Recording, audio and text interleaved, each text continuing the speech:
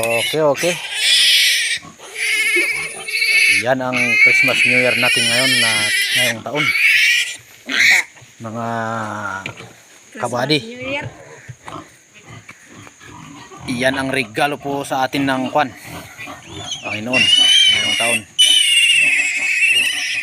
Yan po ang ating magandang asawa.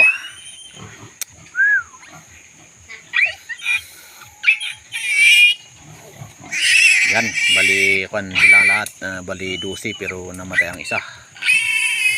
Tanggalin natin ang ngipin nila para Kwan